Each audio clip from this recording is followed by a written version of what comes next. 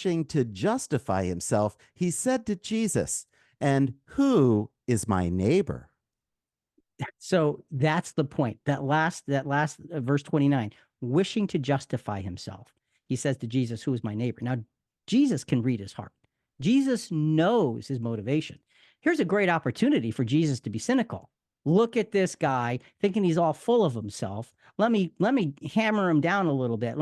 Because he's completely wrong, and I could just toy with him. He could have been so cynical. It was an opportunity for cynicism, but not for Jesus. Not for Jesus. He, reading his heart, he knew the self-interest. And then instead of coming down on him and reacting to him, what he does is he gives this lawyer a come and see moment. That's what he does. He gives him a come and see moment, and it's in the form of a story, of a parable. And it's the parable about the Good Samaritan. So we're going to drop in on that parable. This comes right after this lawyer justifying himself, saying, well, who's my neighbor? Because he's all full of himself. Let's look at Luke chapter 10, verses 30, then 33 to 37.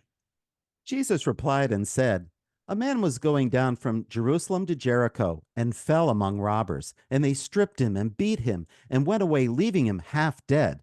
Now we know the story. A priest and later a Levite passed by him. Now, verse 33. But a Samaritan who was on a journey came upon him, and when he saw him, he felt compassion and came to him and bandaged up his wounds, pouring oil and wine on them. And he put him on his own beast, and he brought him to an inn and took care of him. On the next day, he took out 2 denarii and gave it to the innkeeper and said, "Take care of him, and whatever more you spend, when I return, I will repay you." Which of these three do you think proved to be a neighbor to the man who fell into the robber's hands? And he said, this is the lawyer, "The one who showed mercy toward him." Then Jesus said to him, "Go and do the same." Now, the lawyer didn't say the word Samaritan specifically, but he was willing to choose correctly. What a gentle way Jesus taught this important lesson. It was gentle. It was powerful because it was gentle. And you notice it wasn't cynical at all. It rose completely above it. It was beyond cynicism when he looks at this lawyer and he says, so which one of these three did the right thing? Which one of these three was the neighbor? Because you asked the question, who is my neighbor? Which one was the neighbor? And when the man says, well, that guy, Jesus then says, yeah, you're right.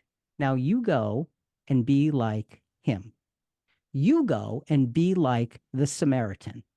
And you just think about that and the power of that lesson. So he teaches him without berating him. He teaches him without building upon his knowledge that he's just out to justify himself. What he does is he's corrective. He's upbuilding. He gives him something to think about. Instead of talking at him, he talks with him. It's a beautiful, beautiful lesson. So when we look